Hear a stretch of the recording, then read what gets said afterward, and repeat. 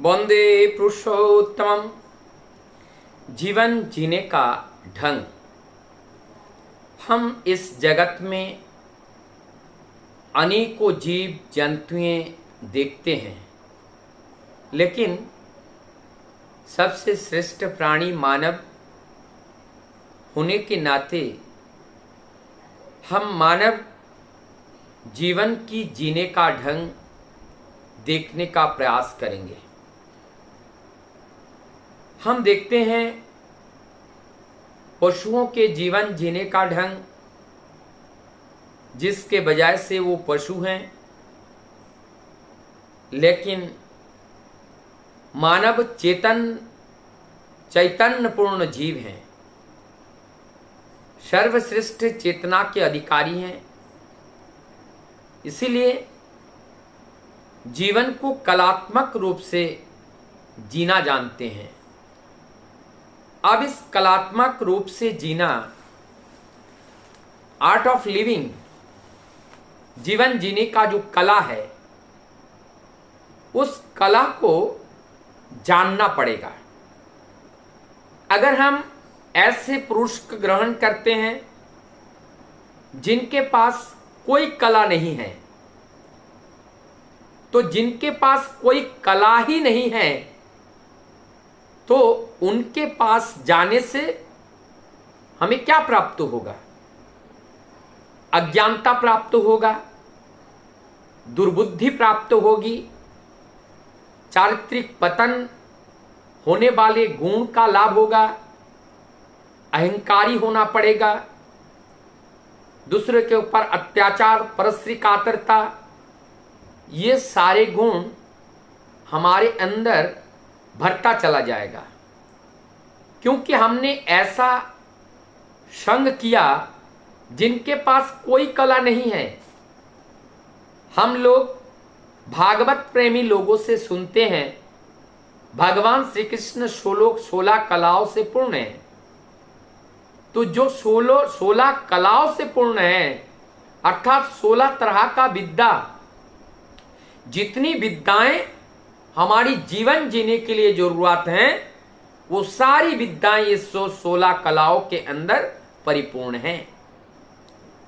तो अगर एक बार के लिए हम मानते हैं, हम अपने जीवन ऐसे व्यक्ति के साथ संग करना शुरू कर दिया जिनके पास एक तो कोई कला है ही नहीं, ऐसे व्यक्ति, जैसे शराबी के साथ हम संग करेंगे तो शराबी बनेंगे, जुआड़ी के साथ संग करेंगे तो जुआड़ी बनेंगे, हम सिगरेट पीने वाले के साथ सिगरेट पीने वाले बनेंगे, चोर, डकैत, गुंडे, बदमाश, लुच्चे, लफंगे, ये जैसे इनके पास कोई कला नहीं है।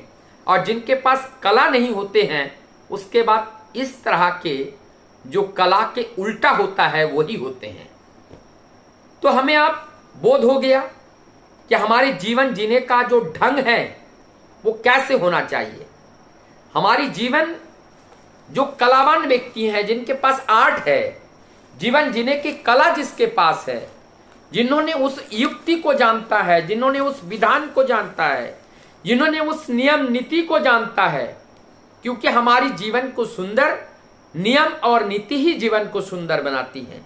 जिनके जीवन में ना नियम है ना नीति है, वो जीवन कभी सुंदर नहीं हो सकता है।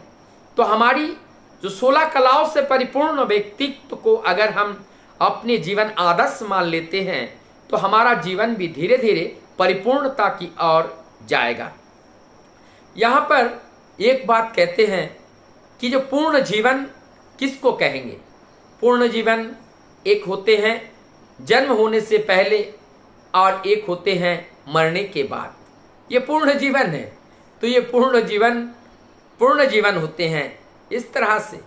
तो हमारी पूर्णत्व को लाभ करने के लिए हम उस पूर्ण कला, 16 कलाओं से जो पूर्ण है, जिन्होंने उस परम सत्य को जाना है और जो उस परम ब्रह्म है, स्वयं नर रूप में इस धरा पर आविर्भाव हुए हैं, जब उनके पास हम रहते हैं, उनके आदर्श को जीवन में हम धारण करते हैं और उनकी बात को पालन करते हुए हम जीवन को आगे बढ़ाते हैं, तो ये जीवन में बड़े आनंद के साथ साथ जीवन सफलता की ओर जाती हैं। परम दयाल श्री ठाकुर एक दिन कुछ भक्तों के साथ कह रहे हैं, जानते हो तुम लोगों का आगमन किस लिए हुआ है? किस लिए हुआ है तुम सबका आगमन, हम सबका आगमन किस लिए हुआ है? परम दयाल श्री ठाकुर जी कहते हैं, हम सबका आगमन इसलिए हुए हैं, ये जो परम पिता पूर्व में जो परम पिता आए हैं, उन्होंने जिस बात को बता करके गए हैं और जिस रास्ता को निर्माण करके गया है, और उस रास्ते में ना चलने के बजाय से वहां झाड़ियां जंगल उत्पन्न हो गए।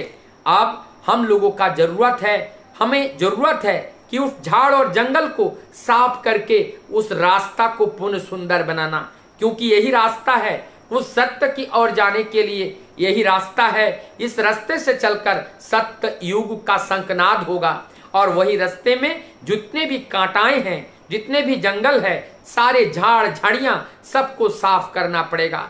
और सबको साफ करने के लिए जब हम उस कर्म करने के लिए लगेंगे और रास्ता का निर्माण होगा, तो ये प्लावन आ जाएगा यहाँ से सत पथिक का, और वो सत पथिक का प्लावन जब आएगा तब सत्य का प्लावन होगा, और वही सत्य का प्लावन में सत्य युग का आविर्भाव होगा।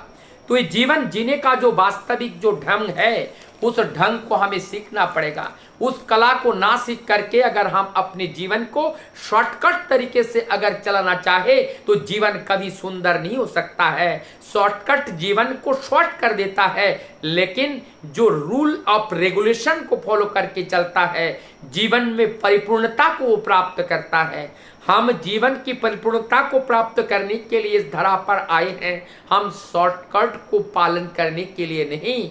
और शॉर्टकट रास्ता वो थोड़ी देर के लिए सुगम की स्थिति लगती है, लेकिन वो सुगमता हमें कभी कभी बहुत धोखा दे देता है।